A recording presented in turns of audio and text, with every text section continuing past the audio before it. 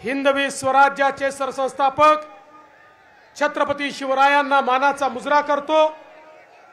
भारतीय राज्यघटनेचे शिल्पकार भारतरत्न डॉक्टर बाबासाहेब आंबेडकर यांना मानवंदना अर्पित करतो।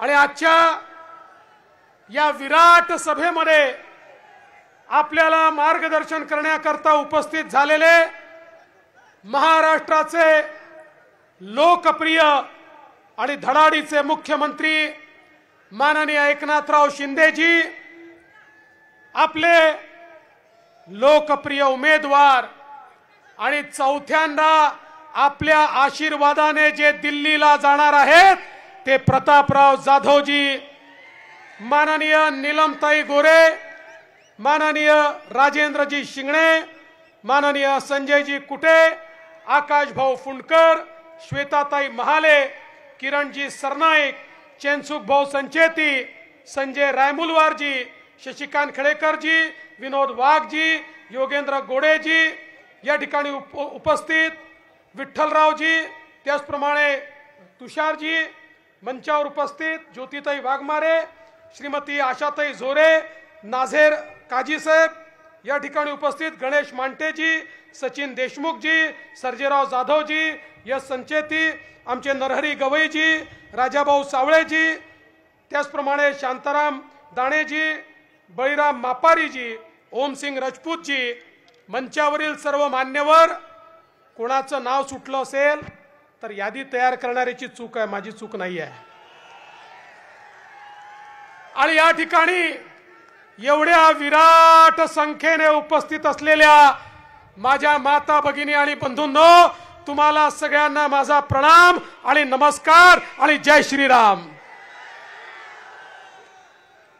शिंगणे साहेब म्हणाले ते खरं आहे, आमच्या खामगावची सभा पाहिल्यानंतर कोणाच्याच मनामध्ये शंका उरलेली नाही की प्रतापराव रेकॉर्ड मताने दिल्लीला जाणार आहेत। बंधू भगिनींनो, खामगावला आलं की साहजिक आमचे नेते भाऊसाहेब फुंडकर यांची आठवण येते। आज माननीय शिंदे साहेबांनी आणि मी त्यांच्या समाधीवर जाऊन त्या ठिकाणी मानवंदना देखील दिली। पण मी आपल्याला हे सांगण्याकरता आलोय, ही निवडणूक साधी निवडणूक नाही आहे। ही ग्रामपंचायतची, जिल्हा परिषदेची, नगरपंचायतची, विधानसभेची निवडणूक नाही आहे, देशाच्या लोकसभेची निवडणूक आहे। देशाचा नेता कोण असेल हे ठरवायची निवडणूक आहे। पुढचे 5 वर्ष कोणाच्या हातामध्ये हा देश द्यायचा याचा निर्णय करण्याची निवडणूक आहे। आणि बंधू भगिनींनो, या निवडणुकीमध्ये आता देशामध्ये 2च पर्याय निर्माण झाले आहेत। एकीकडे विश्वगौरव असलेले आपले विकास पुरुष नरेंद्र मोदीजी आहेत आणि मोदीजींच्या समवेत माननीय एकनाथरावजी शिंदेच्या नेतृत्वात शिवसेना आहे, अजितदादांच्या नेतृत्वात राष्ट्रवादी काँग्रेस आहे, मनसे आहे, आठवले साहेबांची रिपब्लिकन पार्टी आहे, पिरिपा आहे, रासपा आहे, वेगवेगळ्या पक्षांची आपली महायुती आहे। आणि ही महायुती एक सक्षम पर्याय म्हणून आपल्या पुढे आहे।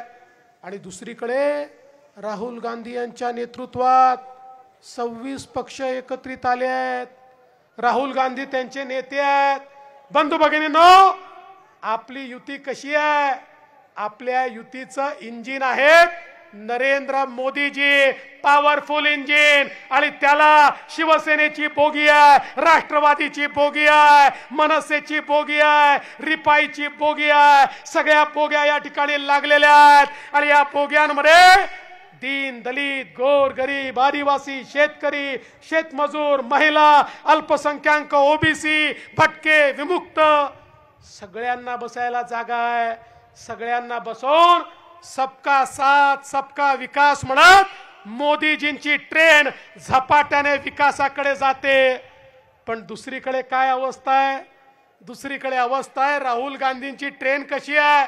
तिथे कोणीच बोगी लावायला तयार नाही, सगळे म्हणतात आम्हीच इंजिन आहोत।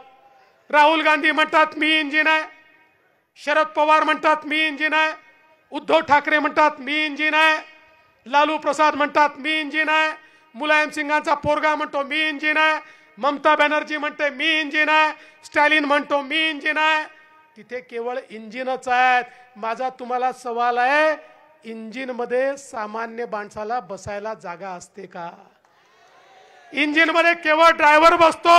आणि यांचं इंजिन कसं आहे? या ठिकाणी सोनियाजीच्या इंजिन मध्ये फक्त राहुल गांधी आणि प्रियंका गांधी बसतात. शरद पवार साहेबांच्या इंजिन मध्ये फक्त सुप्रियाताई बसतात. आणि उद्धव ठाकरेंच्या इंजिन मध्ये शिंदे साहेबांना जागा नाहीये. उद्धव ठाकरेंच्या इंजिन मध्ये फक्त आदित्य ठाकरेंना जागा आहे. बंधू भगिनींनो, तुमच्या करता यांच्या इंजिन मध्ये जागा नाहीये. आणि यांचे इंजिनही कसे आहेत? यांचं इंजिन राहुल गांधी दिल्लीकडे नेतात, उद्धव ठाकरे मुंबईकडे खेचतात, शरद पवार साहेब बारामतीकडे खेचतात, स्टॅलिन चेन्नईकडे खेचतात, ममता बॅनर्जी कलकत्त्याकडे खेचतात. यांचं इंजिन हलतही नाही, डुलतही नाही, चालतही नाही, बोलतही नाही, ठप्प पडलेलं इंजिन आहे. त्यामुळे या निवडणुकीमध्ये जेव्हा प्रतापरावच्या कमळाचं चिन्ह तुम्ही दाबाल, बुलढाण्याची बोगी मोदीजींच्या इंजिनला लागेल आणि अख्खा बुलढाणा लोकसभा मतदारसंघ थेट विकासाकडे निघेल. तो काढण्याकरता आज आपण सगळे एकत्रित आलो. बंधू भगिनींनो, रामाच्या हातात काय आहे? आपण जय श्रीराम म्हणतो ना. कोण कोण रामाला मानतं? सगळे रामाला मानतात. मग प्रभू श्रीरामांच्या हातामध्ये काय आहे? मग एकनाथराव शिंदेजींच्या हातात काय आहे? प्रतापराव जाधवांच्या हातात काय आहे? मग या मतदारसंघामध्ये मोदीजींच्या हातात काय आहे? काय आहे? काय आहे? मग धनुष्याला त्या ठिकाणी मत दिल्यानंतर मत कोणाला मिळणार आहे? कोणाला? कोणाला? मोदीजींना मिळणार आहे. मोदीजींना मत म्हणजे धनुष्य बाणाला मत. धनुष्य बाणाला मत आपल्याला द्यायचं आहे. 10 वर्षामध्ये मोदीजींनी या देशामध्ये चमत्कार केला. 25 कोटी लोकांना गरिबीच्या बाहेर काढण्याचा विक्रम मोदी साहेबांनी करून दाखवला. 20 कोटी लोक जे कच्च्या घरामध्ये राहायचे त्यांना स्वतःचं पक्क घर मोदीजींनी दिलं. 55 कोटी लोक ज्यांच्या घरी शौचालय नव्हतं त्यांच्या घरी शौचालय गेलं. 50 कोटी लोक ज्यांच्या घरामध्ये गॅस नव्हता त्यांच्या घरात गॅस गेला. 60 कोटी लोक ज्यांच्या घरामध्ये पिण्याचं पाणी जात नव्हतं, आमच्या माता भगिनी हंडा घेऊन त्या ठिकाणी विहिरीवर नाही तर नदीवर जायच्या. 60 कोटी लोकांच्या घरी पाणी पोचवलं. 55 कोटी लोकांना 5 लाखापर्यंतचा इलाजाचा खर्च मोफत दिला. 60 कोटी आमच्या तरुणांना मुद्राचं लोन दिलं. 10 लाखापर्यंतचं लोन बिना तारण बिना गॅरंटीचं. आणि त्याच्यामध्ये 31 कोटी आमच्या महिला भगिनी आहेत की ज्यांना लोन मिळालं आणि जे आपल्या पायावर उभ्या राहिल्या आहेत. बंधू भगिनींनो, 80 लाख बचत गट तयार केले आणि त्या माध्यमातून 8 लाख कोटी रुपये मोदीजींनी दिले आणि आमच्या महिलांना पायावर उभं करण्याचं काम मोदीजींनी केलं. जो साधारण माणूस आहे त्याच्या पाठीशी मोदीजी उभे राहिले. आमचे अनुसूचित जातीचे लोक असतील त्यांच्याकरता स्टँड अप सारखी योजना आणली आणि प्रत्येक बँकेला, प्रत्येक बँकेच्या प्रत्येक ब्रँचला अनुसूचित जातीच्या तरुणाला कर्ज द्यावंच लागेल हा नियम मोदीजींनी केला. तरुण उद्योजक तयार केले. आमच्या आदिवासी समाजाकरता 24,000 कोटी रुपयाची योजना माननीय मोदीजींनी आणली. त्यांच्या जीवनात परिवर्तन केलं. आमच्या मायक्रो ओबीसी करता, आमच्या 12 बलुतेदारांकरता 30,000 कोटी रुपयाची योजना मोदीजींनी आणली. आणि जो त्या ठिकाणी पारंपरिक व्यवसाय करतोय त्याला त्याचा व्यवसायही मोठा करता आला पाहिजे. त्याच्यात आधुनिकता आणता आली पाहिजे. मार्केटिंग देखील करता आलं पाहिजे. पुढच्या पिढीला व्यवसाय चालवता आला पाहिजे. त्याला पैसाही मिळाला पाहिजे. याकरता मोदीजींनी योजना आणली. समाजातला असा कुठलाही घटक नाही ज्याच्याकरता मोदीजींनी योजना आणली नाही. आज या ठिकाणी आपण पाहू शकतो आमच्या शेतकऱ्यांकरता शेतकरी सन्मान निधी मोदीजींनी सुरू केला, 6,000 रुपये त्यांनी दिले, तर आमच्या एकनाथराव शिंदेजींच्या नेतृत्वात 6,000 रुपये आपल्या सरकारने देखील त्या ठिकाणी दिले। आणि बंधू भगिनींनो, या वर्षी तर खऱ्या अर्थानं ज्या वेळेस जगामध्ये युद्धजन्य स्थिती तयार झाली आणि रशिया आणि युक्रेनचं युद्ध सुरू झालं, तिकडे इस्रायल आणि आखाती देशांचं युद्ध सुरू झालं, देशभरात नाही तर जगभरामध्ये शेतीमालाचे भाव पडले। आपल्या महाराष्ट्रामध्ये आमच्या कापसाचा भाव, आमच्या सोयाबीनचा भाव कमी झाला। आम्ही थेट मोदी साहेबांची त्या ठिकाणी भेट घेतली आणि भेट घेतल्यानंतर आम्ही निर्णय केला आणि आमच्या एकनाथराव शिंदेजींच्या नेतृत्वात आमच्या सोयाबीनच्या शेतकऱ्याला आणि आमच्या कापसाच्या शेतकऱ्याला 4,000 कोटी रुपये भावांतर योजनेतून देण्याचा निर्णय आम्ही केला। आणि बंधू भगिनींनो, आता तर या ठिकाणी आचारसंहिता आहे, पण आचारसंहिता संपल्यानंतर आमच्या कापसाच्या शेतकऱ्याला आणि सोयाबीनच्या शेतकऱ्याला थेट त्याच्या खात्यामध्ये भावांतर योजनेच्या अंतर्गत पैसे देऊन त्याचं नुकसान होऊ देणार नाही, अशा प्रकारे शेतकऱ्याच्या पाठीशी उभं राहणार हे आमचं एकनाथराव शिंदेजींचं सरकार आहे, अजितदादांचं आणि आमचं सरकार आहे।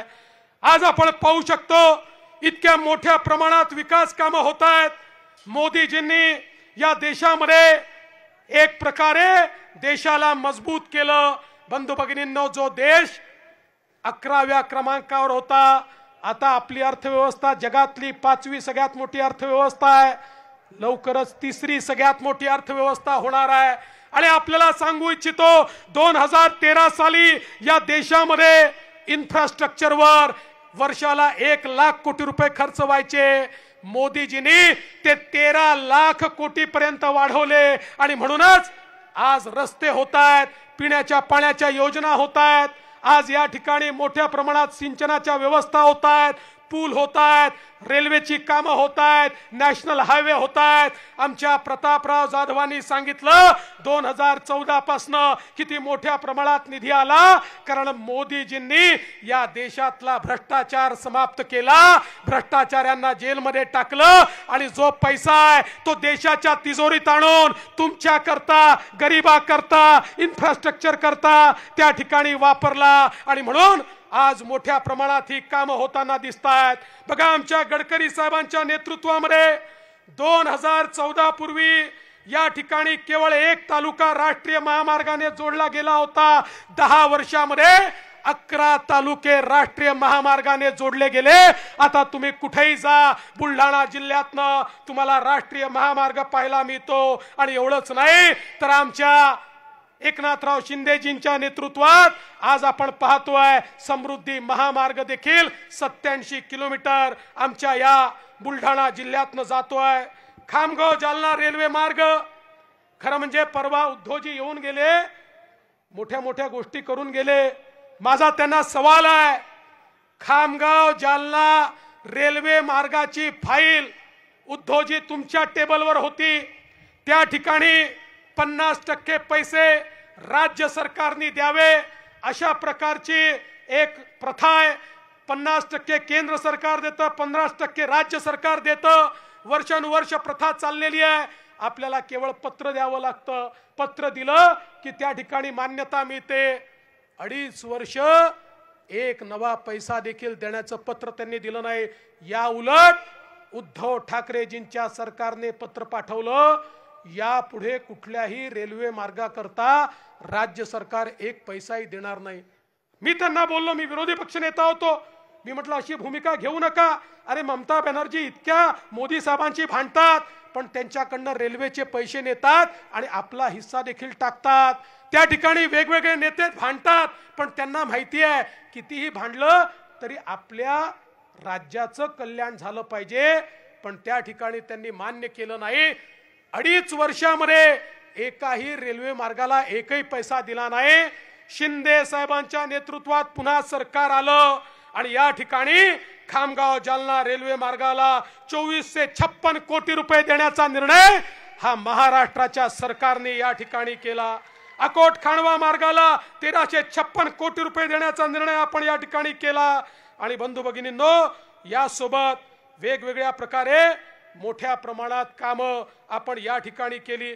आज शेगाव खऱ्या अर्थानं ही भूमी जशी आपल्या गजानन महाराजांची भूमी आहे, आमचं शेगाव जे आहे गजानन महाराजांच्या आशीर्वादाने पुनीत झालेला आहे। एकीकडे आई जिजाऊंचा आशीर्वाद या भूमीला प्राप्त झालेला आहे, त्यामुळे ही क्रांतीची भूमी आहे। तशीच ही भूमी भक्तीची भूमी देखील आहे।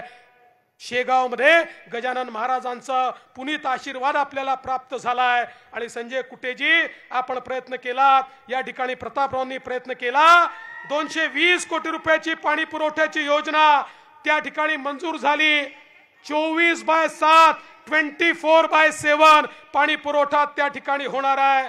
आणि बंधू भगिनींनो, एवढंच नाही तर जे आपलं सगळ्यांचं स्वप्न होतं, या ठिकाणी वैनगंगा नळगंगा पैनगंगा प्रकल्प, जो प्रकल्प पूर्ण विदर्भाचं चित्र बदलणार आहे, जो प्रकल्प विदर्भाला सुजलाम सुफलाम करणार आहे, 88,000 कोटी रुपयाचा प्रकल्प विदर्भातल्या 8 जिल्ह्यांना त्या ठिकाणी पूर्णपणे हरित करणारा ओलित करणारा प्रकल्प।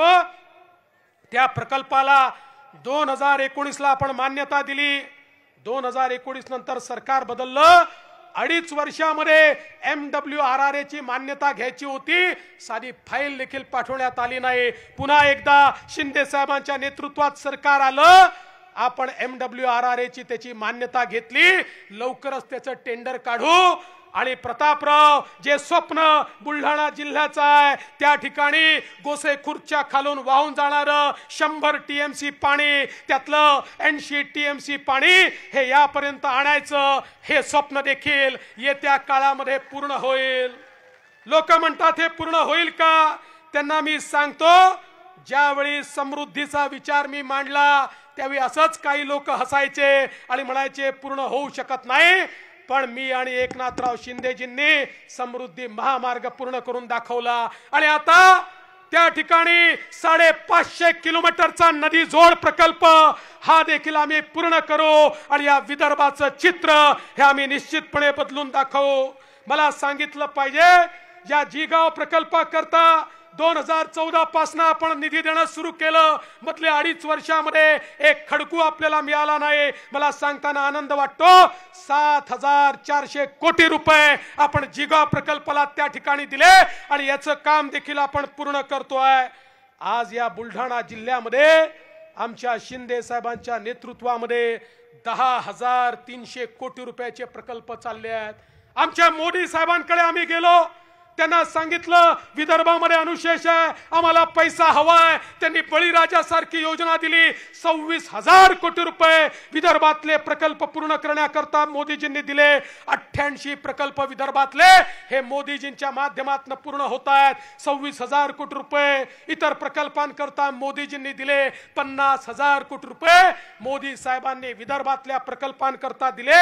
आणि म्हणून आज एक मोठं परिवर्तन या ठिकाणी आपल्याला पाहायला मिळत आहे। खडकपूर्ण असेल, ज्याकरता 1350 कोटी, बोदवड उपसा सिंचन ज्यातनं मोताळा मलकापूरला लाभ होणार आहे, त्या ठिकाणी 563 कोटी इतक्या मोठ्या प्रमाणात निधी आज या भागामध्ये मिळालेला आहे।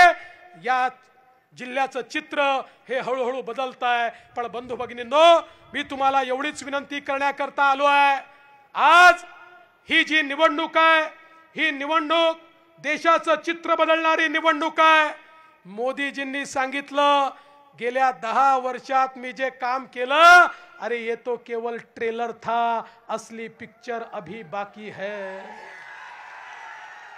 पुढच्या 5 वर्षामध्ये मोदीजी एक असा भारत तयार करणार आहे की ज्या भारताकडे कोणी वाकडी नजर करून पाहू शकणार नाही। अरे हा भारत देश आहे, ज्या भारत देशाने 2019 मध्ये त्या ठिकाणी घुसून सर्जिकल स्ट्राइक केला, एअर स्ट्राइक केला। गेल्या 5 वर्षामध्ये कोणी बॉम्बस्फोट करू शकला का? कोणी घुसू शकलं का? कोणी या ठिकाणी वाकडी नजर करून पाहू शकलं का? आता त्यांना माहिती आहे, अरे दिल्ली में शेर बैठा है, अब गीदड़ वहां पर आ नहीं सकते। ही अवस्था या भारताची मोदीजींनी केली आहे। बंधू भगिनींनो, गरीबाचं कल्याण करणारा नेता। आणि आता ज्यावेळी यांना माहिती आहे आता लोक मतं देत नाही तर लोकांना कन्फ्यूज करण्याचा प्रयत्न चाललेला आहे। हे काय सांगतात, मोदीजींना 400 पार दिलं तर ते संविधान बदलतील।